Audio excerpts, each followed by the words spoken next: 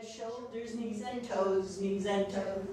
Head, shoulders, knees and toes, knees and toes. Head and shoulders, knees and toes. Head, shoulders, knees and toes, knees and toes.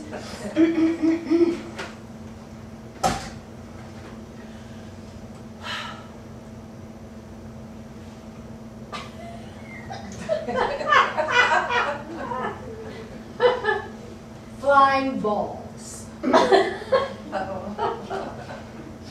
There are times in our lives when we experience head traumas.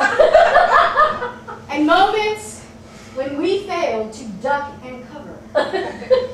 When standing on a pitcher's mound, facing a formidable batter, or the sole survivor in a diabolical game of dodgeball, facing flying objects at G-force speed, balls hurling towards you, can cause intense anxiety and fear.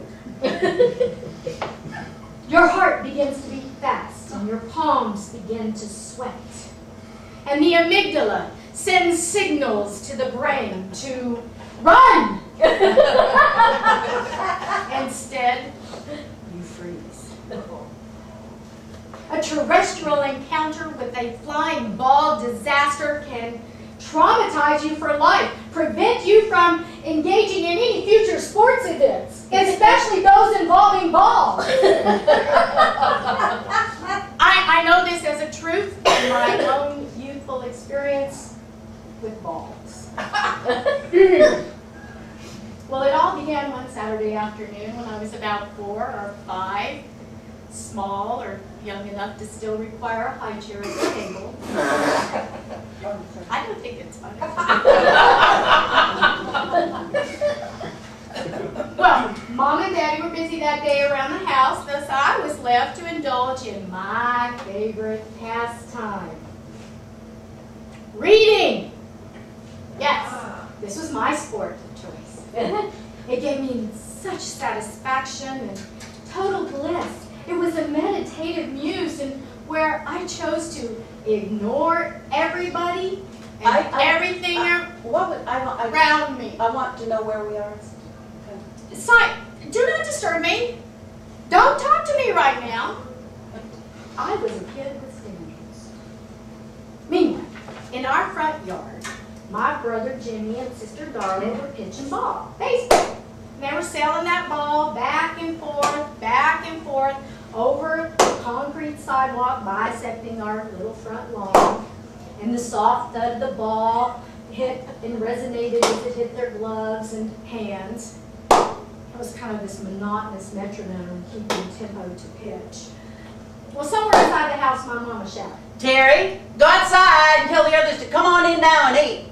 Well, minding my mama, I dropped my book and I dashed out that door intent on delivering that message as quickly as I could so I could get back to my book. And I raced down the front steps and I stood out on that walk right at the moment my brother released his power pick. Splat! Blackout. Whoa. I came out of my coma and I found myself sitting in my high chair and my mama pressing an ice pack to my forehead. What the hell happened? Didn't you see her? Look what you did, my little baby. Upon inspection, my fingers found an egg-sized lump above my right eye. Oh, my head hurt something awful, and little lights danced before my eyes. And then I heard Jimmy say, It wasn't my fault. She came right out in between us. Well, heck, I didn't even know they was playing ball. I didn't see it coming. So, no trial or jury is necessary. But if you examine the facts, my brother must have really sucked at pitching, because when that ball left his hand, it was low enough to hit me in the head. So therefore, in conclusion, Ladies and gentlemen, boys and girls, I now understand why my heart beats fast and my hands get sweaty, and I have this intense desire to duck and cover around flying objects. It all began with this flying ball incident.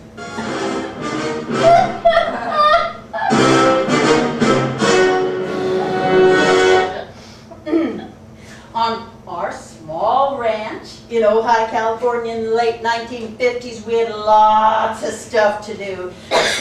Well, we played on our swing set endlessly. Oh, we turned an old door, dropped in a sea of tall green grass into a pirate ship for one fabulous fortnight. We rode our horses up and down the Great Hill and around in circles as we trained hard for our local Western horse shows. We colored in our precious coloring books and role-played with our 3 amazing Barbies, though our one Ken lost all his hair, catering to 3 demanding babes, little bald guy. And then we invented things, like a game of throwing shoes over the house, hollering, "Oh, outside Fred!" Or turning our red radio flyer wagon into a one-wagon train, herding our 13 cats. Kind of worked, you know.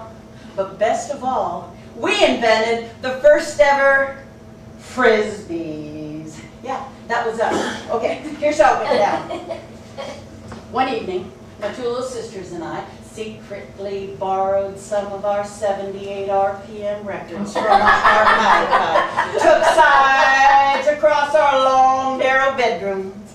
My 2 little sisters in their bunk beds, and me hunkered down behind my single bed in my own part of the room. And then we whirled and whizzed and sang those flying discs over our bed, back and forth, back, sit, duck, and forth. There's lots of fierce screaming and laughing, each of us somehow ducking and dodging those flying discs just in time. Woo! That was heady, exhilarating stuff. Seeing those little flying saucers sail across the space. Sing, duck, catch. Sing, duck.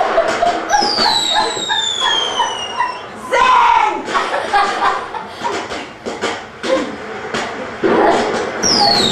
Is it over? Yeah, it's over. Because I sing when I should have ducked. And I took one of those missiles, whack, smack above my left eye. Ah! What happened? What happened? I knew it would happen! Natalie, you were playing too!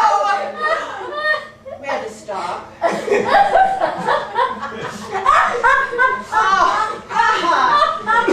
I always thought I had good time to stop it. You didn't get hurt. You didn't get hurt. Oh, sorry. You didn't get hurt. I always thought I had good rhythm. It counted like reflexes. What happened? Ow.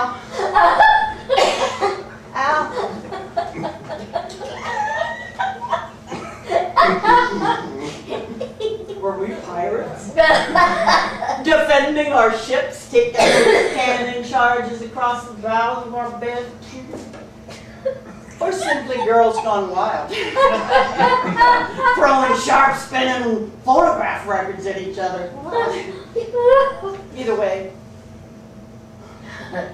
I didn't need a patch over my eye for any pirate games after that. Oh,